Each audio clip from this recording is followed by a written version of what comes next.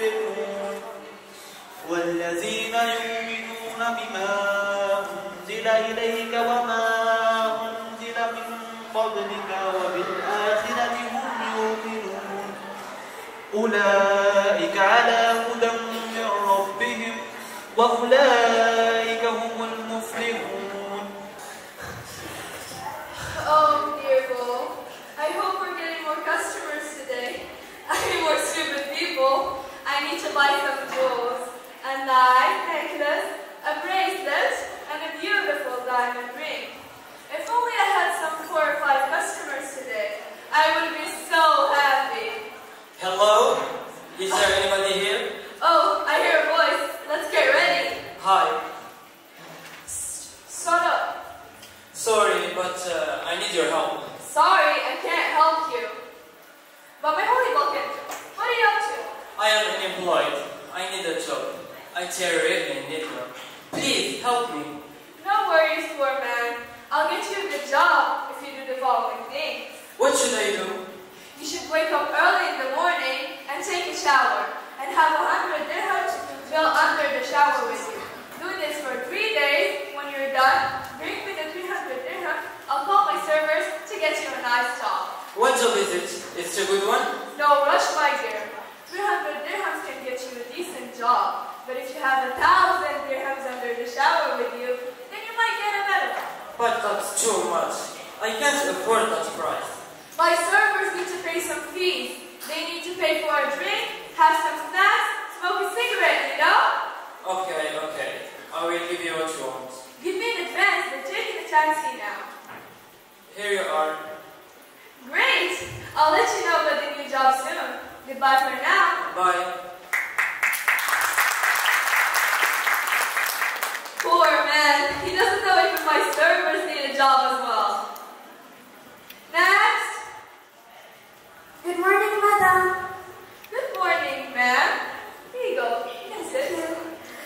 How can I help you? Actually, you have to. Why? What's wrong? Actually, I need What do you need? Talk! Actually, I need a husband, a man to marry. A husband? I've been looking for one my whole life. I haven't found one. Excuse me? No, I just said, yeah, I'll get you the most handsome man in the world. Tell me, what's he like? I want a tall, blonde guy, good-looking, with blue eyes. She wants Brad Pitt. Oh, and he should be in his 20s, 24 or 25. Yeah, 24, 25, and you're 40, right? But I'm young and I'm pretty. They call me Cleopatra. Okay, Cleopatra. I'll get you your Caesar very soon. Oh, when? Please tell me. In 3 days, someone will knock at your door. The first who will do so, hold him, catch him, don't let him go. Don't worry, I won't let him go. Here.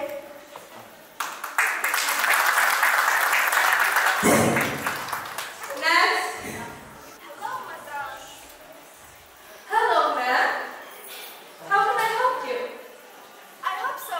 Actually, I want to speak good English. Good English? What did you say?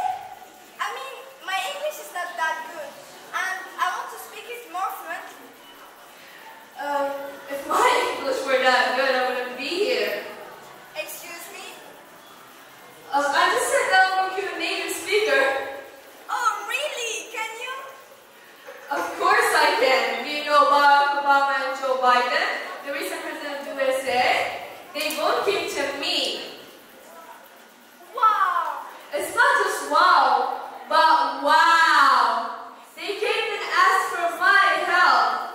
They used to utter very few words in English, but now, as you can see, just watch some TV, please. Please, make me like them. I need it as soon as possible. Okay, but tell me first, why do you need to speak it fluently? I want to be a Hollywood star. I want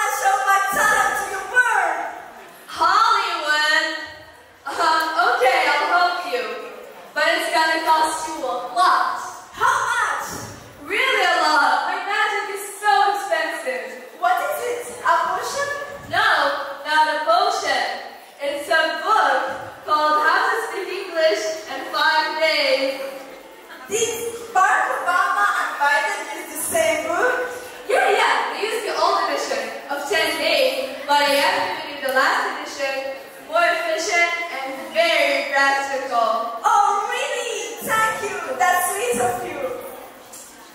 Here's your money.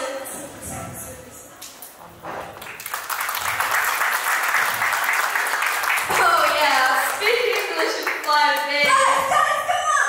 Police! Freeze. We were uncovered for 10 years, but now you can't run away. Okay.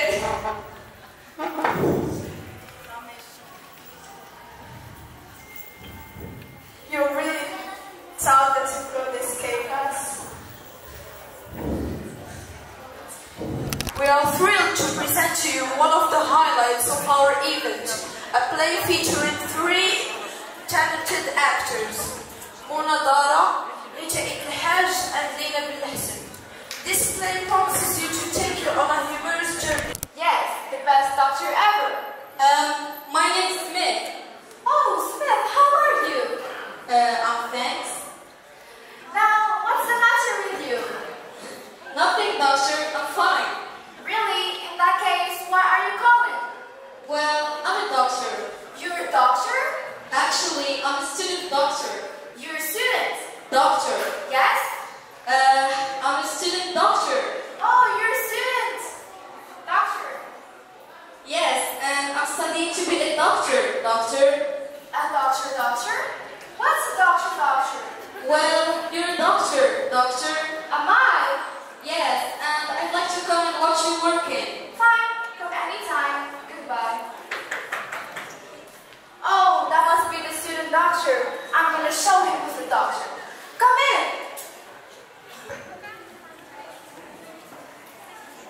Good morning. Good morning. I'm Dr. Weston, the best doctor ever. Okay. I'm a patient. No, you're a student doctor. Come, sit down. You have just called me and you want to watch me working. No, actually, I'm a patient. Oh, that must be the first patient. Come in. Good morning, doctor. Good morning. This is a student doctor. He's come to watch me working. This is a patient and I'm going to ask her a few questions. En ces mots parfois durs réside la leçon venue. Cependant, pour ma part, je continuerai toujours à croire fermement en l'importance de la vérité qui suscite l'inspiration, car malgré les tourments qu'elle peut infliger, elle reste le pilier de l'authenticité où je décide de m'élever. Dans ce débat où les mots s'entremêlent en quête de clarté, je vous implore de considérer, mesdames et messieurs, que la vérité demande parfois un courage pour naviguer avec honnêteté, sous aucun outrage. En conclusion, chers parents, dans ce monde complexe et nuancé, la vérité peut parfois blesser, mais dans le cœur de l'humanité, mentir ne peut jamais s'envoler. J'ai choisi de vous parler d'un sujet très sensible qui me tient à cœur. La Palestine. La Palestine, terre imprégnée d'une histoire douloureuse, évoque des émotions complexes et profondes. Chaque grain de sable, chaque olivier raconte l'histoire de ceux qui ont été dépossédés de leur chez-soi, de leur identité. J'ai argumenté sur ce sujet, le tabac, alors que j'ai simplement menti. J'ai simplement inventé des arguments faux pour défendre une cause fausse. Voyez-vous, mesdames et messieurs, à quel point un simple choix de mots peut faire la différence entre quelqu'un acceptant ou refusant votre message. Vous avez le pouvoir, entre vos langues, d'amener quelqu'un à faire les bonnes décisions et d'être une grande personne, ou bien de détruire son honneur, simplement en changeant vos mots. Le sérum est ça.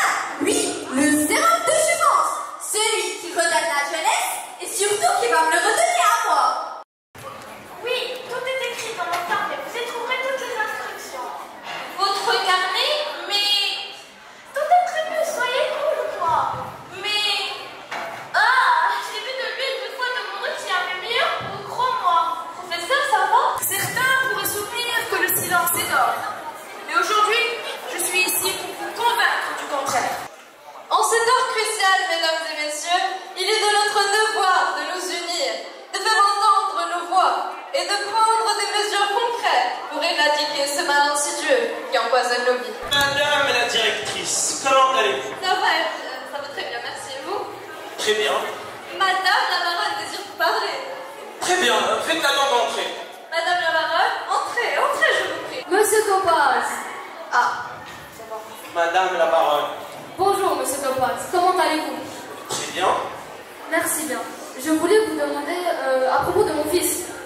Madame, je serai très heureux de vous le dire.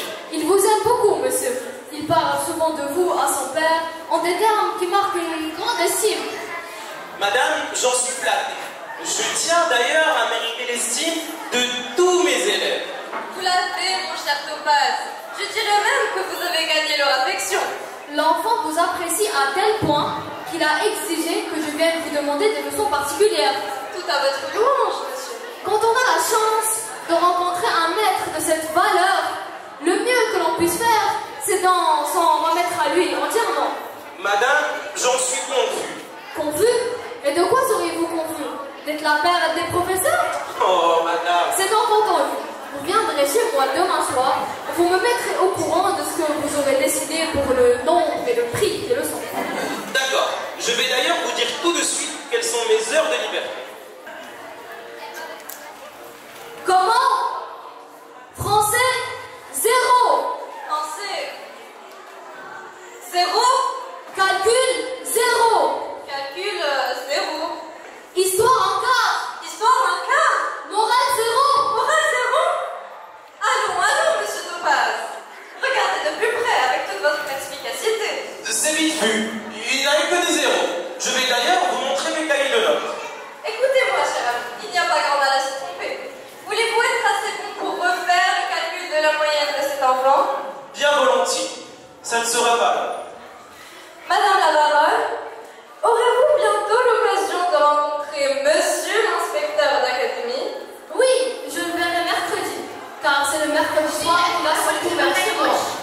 C'est un ancien condisciple du baron. Il a pour nous une très grande amitié. Il a beaucoup d'estime pour notre ami, monsieur Topaz, mais il n'a pas pu lui donner les palmes cette année.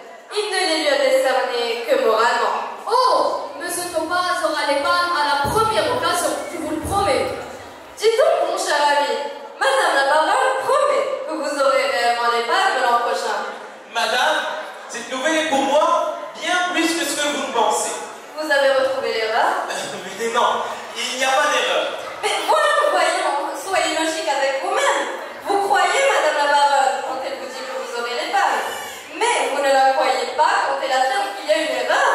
Mais madame, je vous jure qu'il n'y a pas d'erreur possible. Sa meilleure note est un 2. Il a encore eu 0 hier en composition mathématique. 11e et dernier, Peter Berniol. Madame Suzy. Vous êtes en retard. Oui, veuillez m'excuser, j'ai eu quelques petits empêchements. Ce n'est rien, ce n'est rien. Je voulais visiter l'établissement avant de voir le directeur. Ah, vous voulez dire la directrice? Et le directeur alors? Ah oui, malheureusement, il vient d'être renvoyé la semaine dernière. Monsieur Topaz, ici, c'est votre classe? Oui, madame, c'est bien ma classe. Et où sont les autres cours de récréation? Les autres cours? J'imagine que ces enfants peuvent aller jouer dans une sorte de jacuzzi. Non, non, madame. Je comprends que cette cour peut vous paraître petite, mais elle est en réalité agrandie par un règlement à 3 que je vais me charger de vous expliquer. Vous prenez place?